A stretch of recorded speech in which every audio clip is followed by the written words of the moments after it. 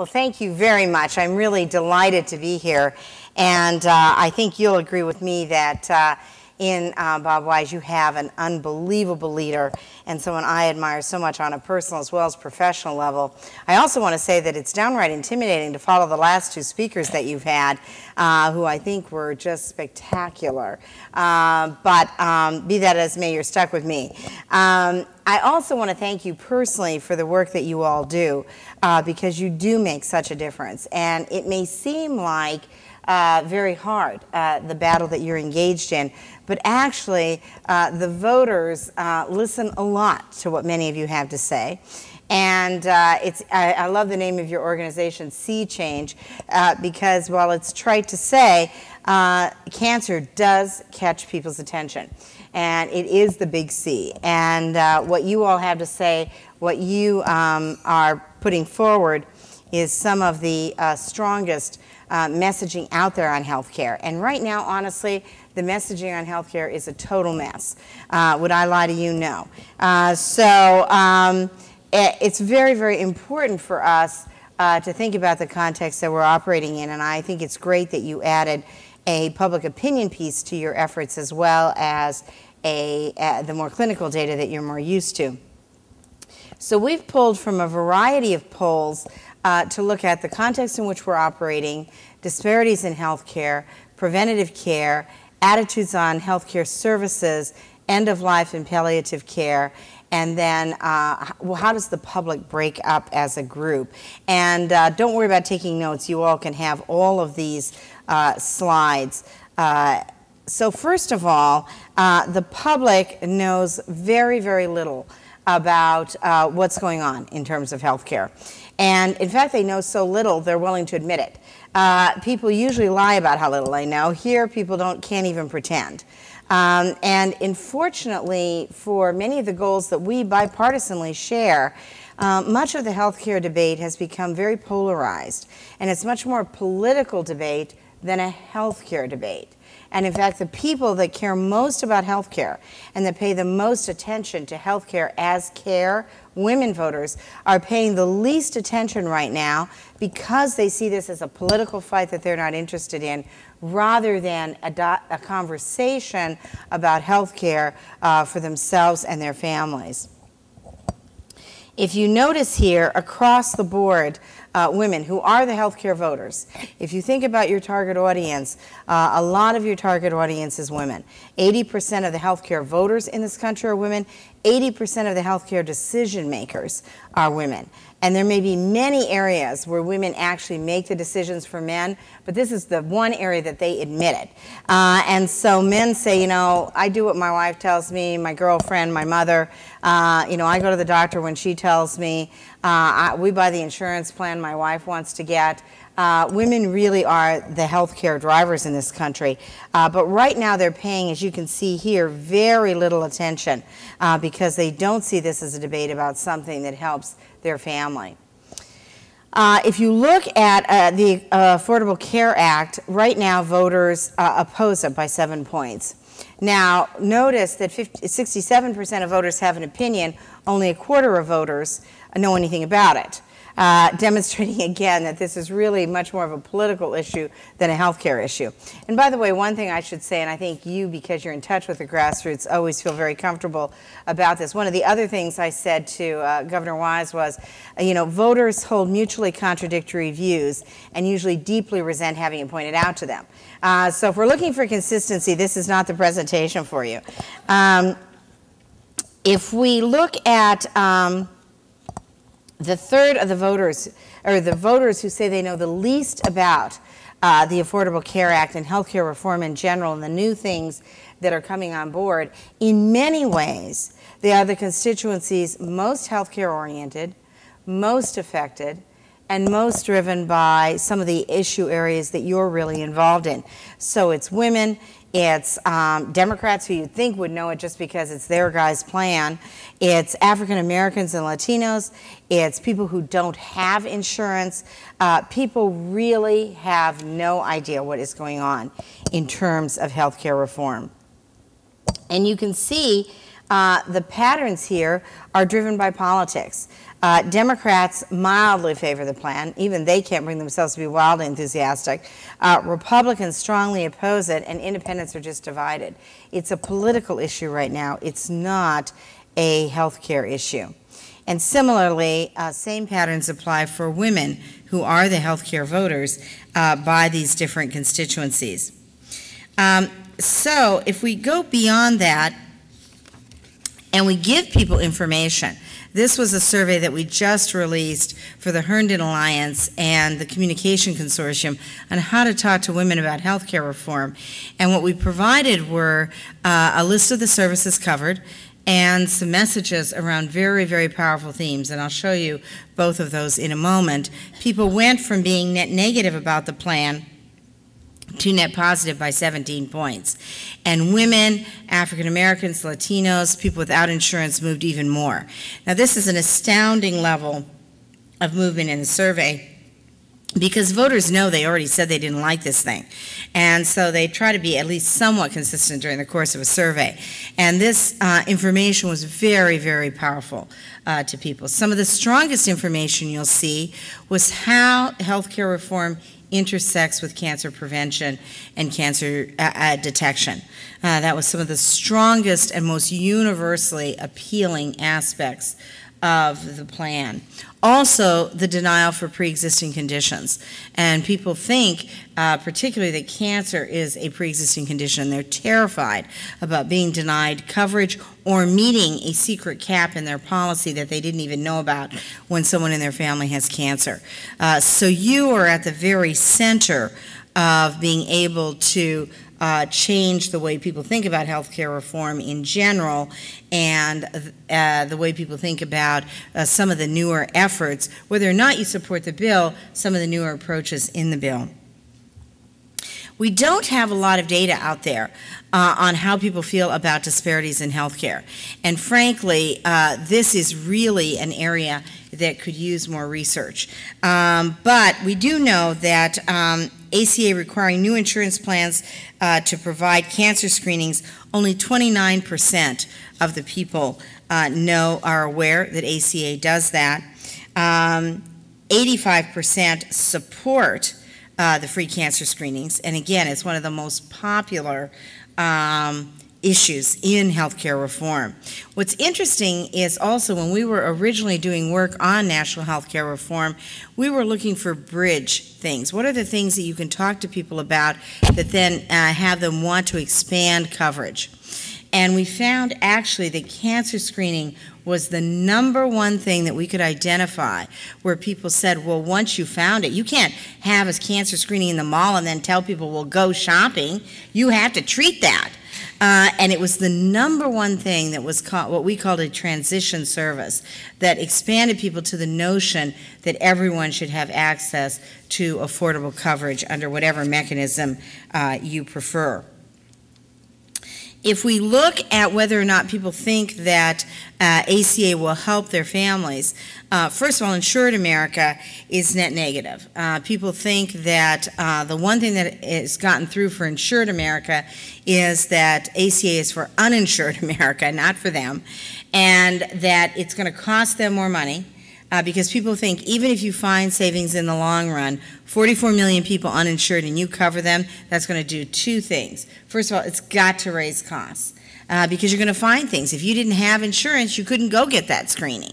Now you can go get that screening, you're going to find things, it's going to cost money to treat it. And even if the long run it saves money, in the short run it's going to cost money. And the second thing, particularly for women, they're worried about 44 million people in front of them to get their OBGYN exam. And does that mean they get 10 minutes with their doctor instead of 15, which they already thought was too short? Does it mean they have to wait 8 months instead of 6 months for an exam? So Insured America is very worried that the healthcare reforms that are on the table are actually going to hurt them, not help them.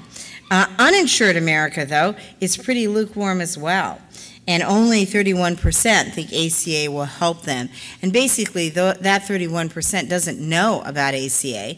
It's just 31% that think that any kind of healthcare reform has to make my situation better than what it is right now. So again, any way you look at it, we have enormous, enormous lack of information about healthcare reform right now. It also means, in an area that I think is very important for all of us, if people don't have information, it means they won't utilize this service either. So not only do they not support the reforms, but it means they won't utilize the services as they come on board for them. And that's a huge, huge gap. And one of the things we find right now, and I don't know if you've seen it, but I would suggest you pick it up, fascinating article on how economically hard-pressed Americans are right now in Time magazine this week. And the number one thing that is fueling their costs and their sense of being pressed economically is rising healthcare costs. Americans believe overwhelmingly that healthcare costs are going up. And it's a twofer, right? They believe the actual costs are going up, and then the amount of the costs that they're having to pick up are getting increased because employers across the board are dumping more co-pays, more deductibles, et cetera, on their workers. So people believe overwhelmingly that their health care costs are going up. They feel very, very pressed for money. Here we ask people again, uninsured Americans under 65, are you aware of certain provisions that would reduce disparities? And people we get about 20% of people who lie about what they know on anything. If we ask them if, I was president of the United States, we get about 20% of the people who would lie about it. So if you take those numbers down, you're talking about less than a majority of the people who know that they can get financial help, less than a majority who know about Medicaid expansion, and less than a majority who know about coverage mandate. By the way, mandate, not a very good word. People wildly, wildly opposed to mandate. And the further west you go, the more people are opposed to it. People really believe that if it's good enough, people will come. They don't like the word mandate at all. And people are worried in this economy, am I being mandated to do something that I won't have an affordable option to achieve? Are you also mandating that there be some coverage out there that is affordable? So if knowledge and support and people's orientation about costs instead of services are the bad news, you may well wonder, why didn't I take a break? Why did I listen to this woman? There is some good news out there, too. The best news out there is under the frame of prevention. It is literally the strongest message frame. It is the services around prevention as well as pre-existing conditions are wildly, wildly supported.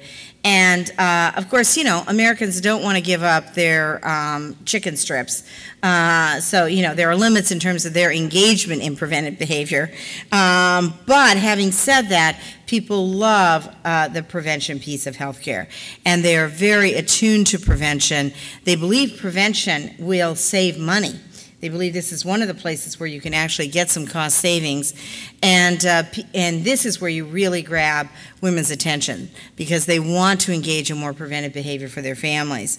So one of the many areas, tobacco tax, people believe overwhelmingly are in favor of increasing the federal tobacco tax, 81% for detection and other cancer prevention services. People love the tobacco tax going into cancer prevention, even more than education, et cetera. And they like that too, but they really love it going into cancer prevention and also paying more for cancer research. But notice the intensity around early detection and prevention. If we look at the services that were most popular around national health care reform, it's no denial of coverage for pre-existing conditions for children, no denial of coverage for pre-existing conditions, period. People are just furious about this, and they think you pay for your insurance, then precisely at the moment you need it, you don't have it.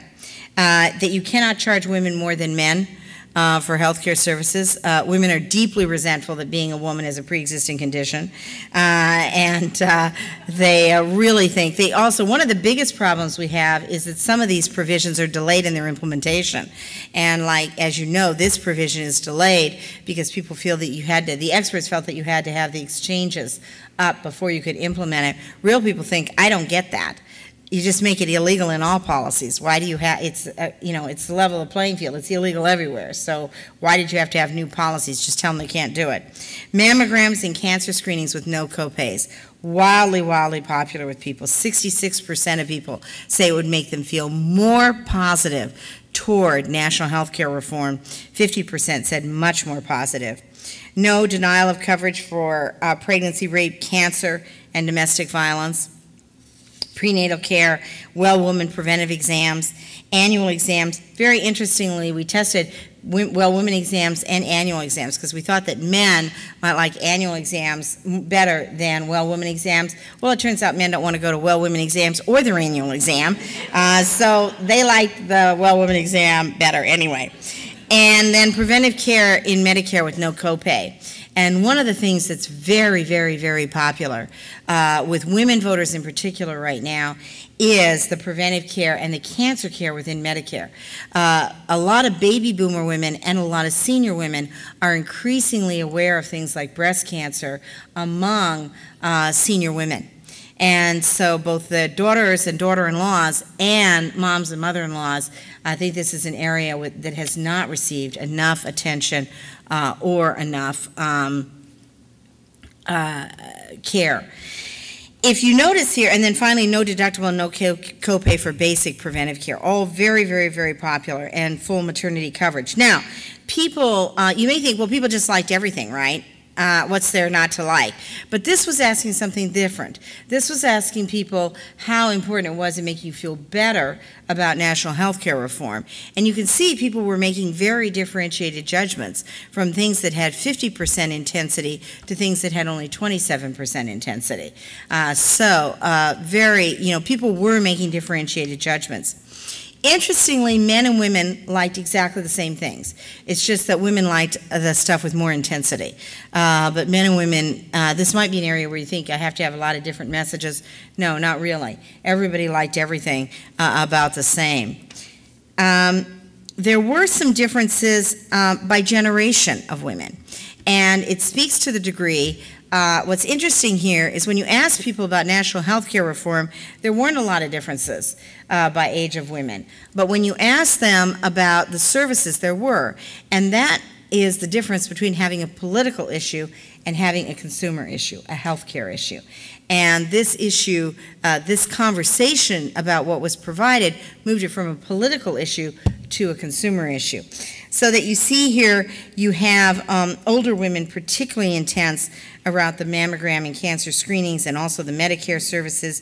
You have younger women more intense, not surprisingly, about prenatal care, also about maternity coverage, but in general, women liking all of the same things.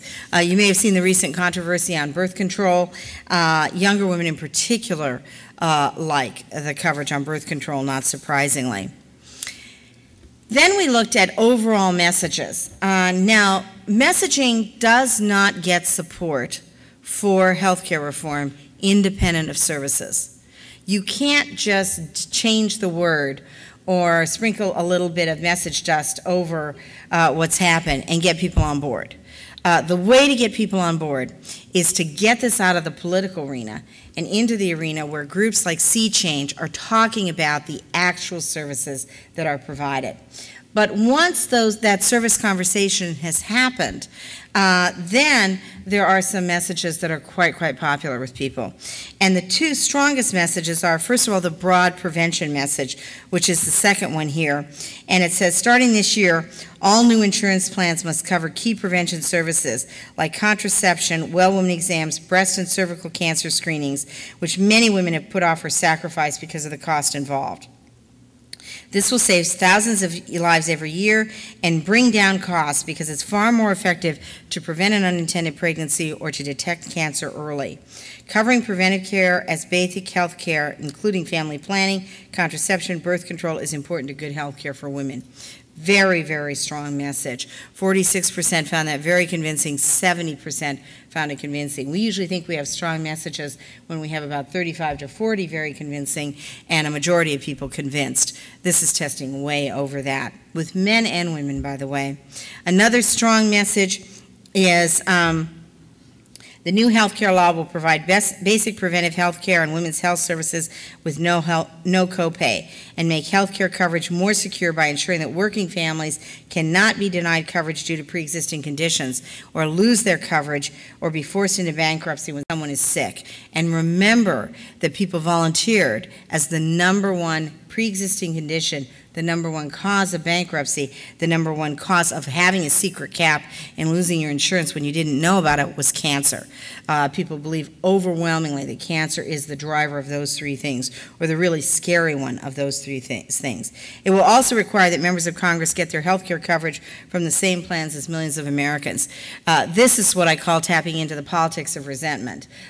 People really pissed off about Congress in general, and that Congress people get better insurance, or they perceive to get better insurance, and that is very, very strong for people. Those kinds of messages around prevention and services and what can actually happen for real families, stronger testing than more political messaging. Cost is also very important, and it's a very interesting, cost is the number one thing that is hurting us in healthcare right now. As I mentioned, Insured America came to the table, and by the way, 89% of voters in 2012 will be insured. We really do live in two Americas, insured America, which votes, and uninsured America, which does not vote. So most voters in the 2012 elections will be insured. 98% of the voters in 2010 were insured. So they're coming to the table to get their costs down, and they believe national health care reform has gotten their costs up. So talking about how this can help reduce costs over the long run, very, very strong with people. Palliative care and end-of-life care, very, very, very strong with people.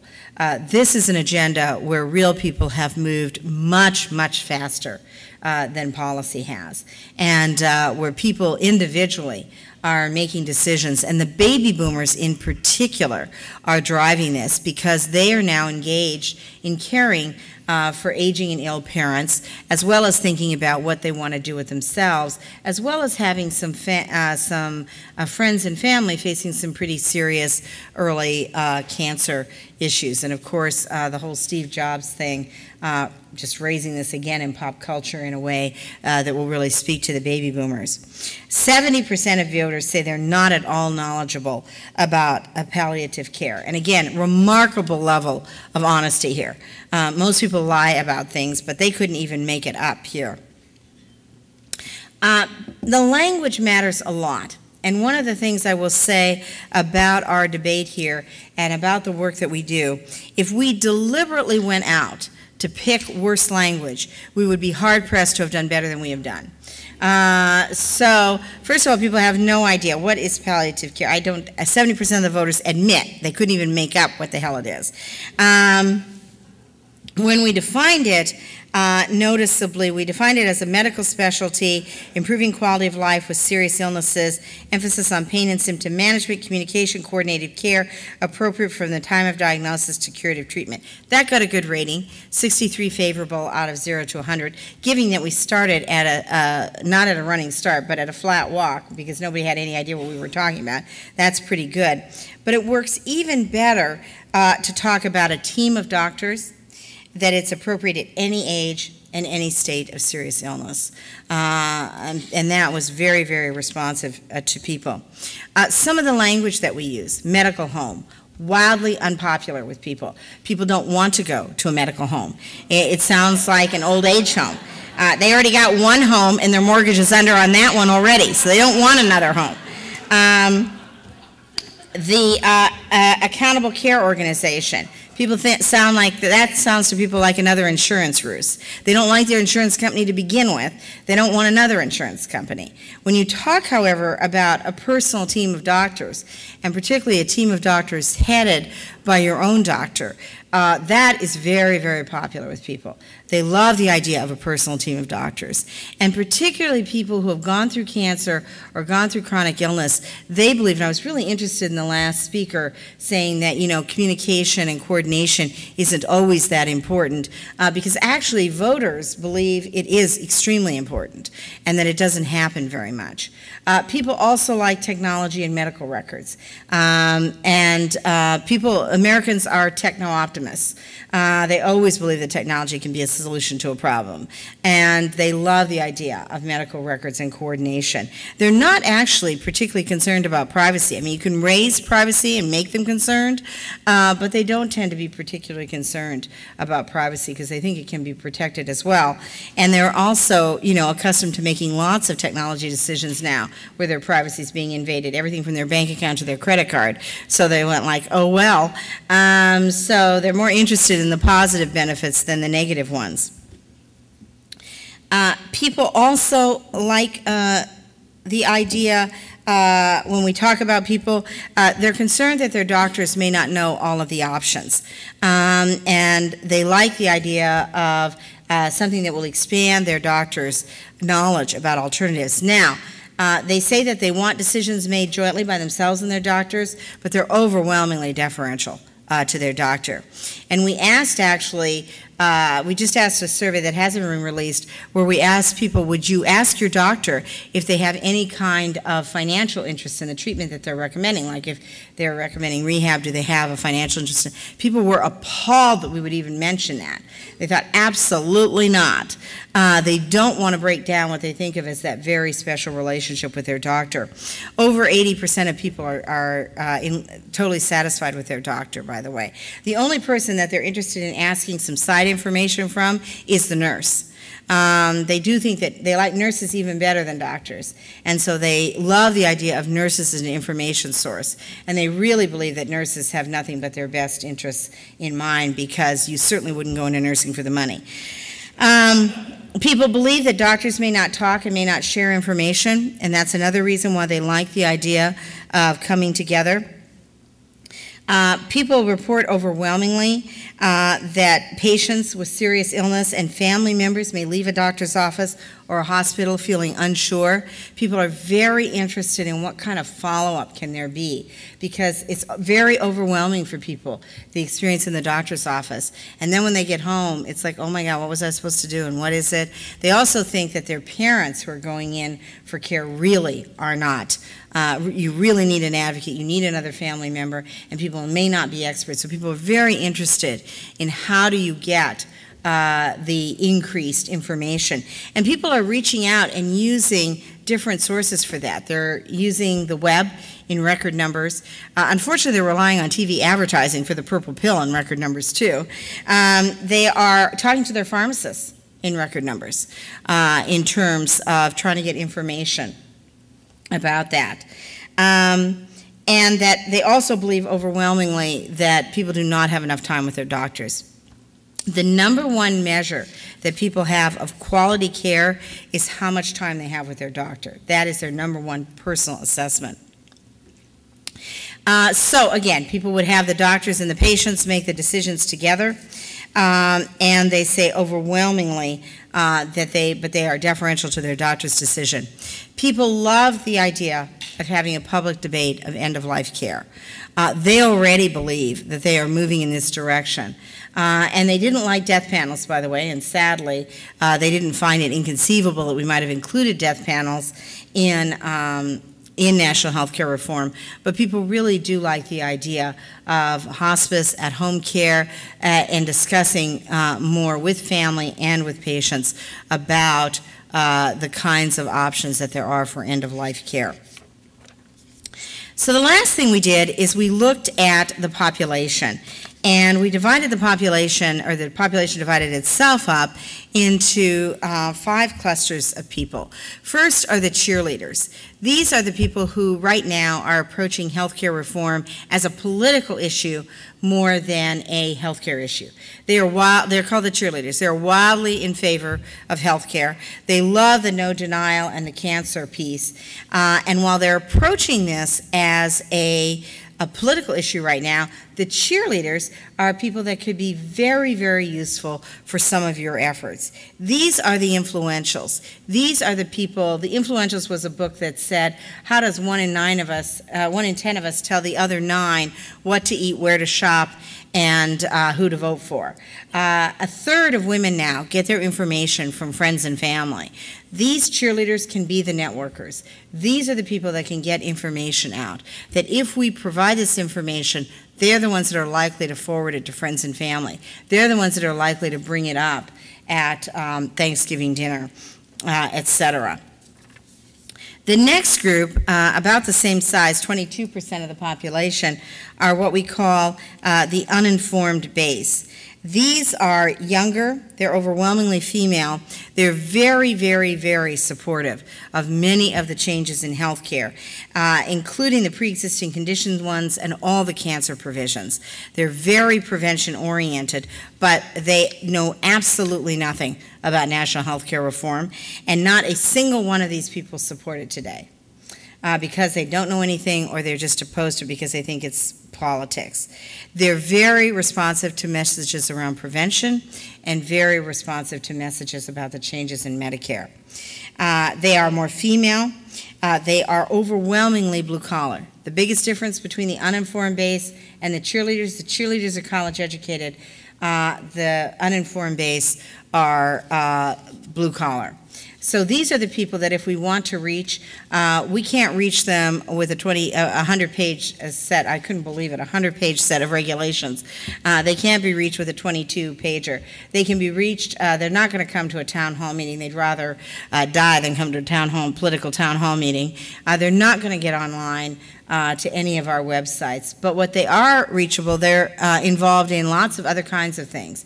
They're involved in knitting clubs. This is the fastest growing segment of online chat groups right now, are knitting clubs.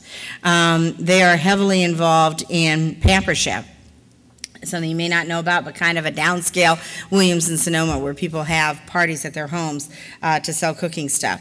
They don't read The Atlantic, but they do read Good Housekeeping, usually at the grocery store. If you want to reach them, they say, reach me where I live. Come to the grocery store. Come to the PTA meeting. So these are people that we have to think about how to reach them by going to where they are. But they are very, very service-oriented. The third cluster are results-oriented. These are the show me, prove it to me people. They want to know, what is this going to do for me? What is it going to tangibly deliver for me? And these are people for whom the services are very, very strong and very powerful. They tend to be blue collar. They tend to be more Catholic. So frankly, enlisting the Catholic Church here and churches in general as a conversation vehicle is something we ought to think about how to do more. They are overwhelmingly insured. They are terrified about costs, but they are interested in cost savings for their families. The fourth cluster is the cost-conscious voters. These are the ones that are really against reforms because they're hanging on to what they have. As one woman in a focus group from the cost-conscious cluster said, she said, you know, we as women, we've stayed in bad jobs and bad marriages to keep our insurance coverage. We don't want to see our costs go up. So these are going to be the show-me voters.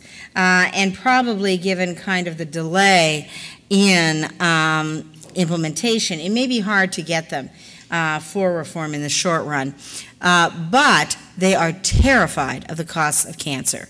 For them, the big C is really C squared because it's cancer and cost. And they're terrified about it. They also tend to be a little older group, so they're really very positive about the Medicare provisions as well. And finally, they're the non-persuadables. Happily, only 19% of the population. These are the people who don't ask directions either. So these are a Republican male cluster. They're not all Republicans or all men by any manner of means. They're a small proportion of both. They're extremely ideological. They hate health care reform. They believe they can manage it all themselves. They are married to women who say, yeah, honey, well, that's great. You take care of that, but we're keeping our insurance. We're keeping Social Security. But, you know, just to show you that there are some people that we can't reach, that the non-persuadables are that cluster. But as you can see from this research, lots of opportunities to reach out to people, but we have to think about this in a targeted approach, that if we try to reach all people at once and all people in the same way, we won't be effective in reaching anyone. And so we thought this cluster analysis useful for you in terms of thinking how to mobilize different constituencies in the public. So lots of opportunity there, lots of challenges as well.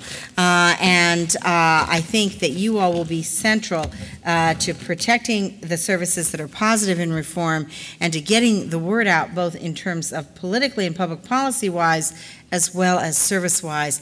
And more so than ever before, those two worlds are actually interconnected. So thank you for all you do, and I'd love to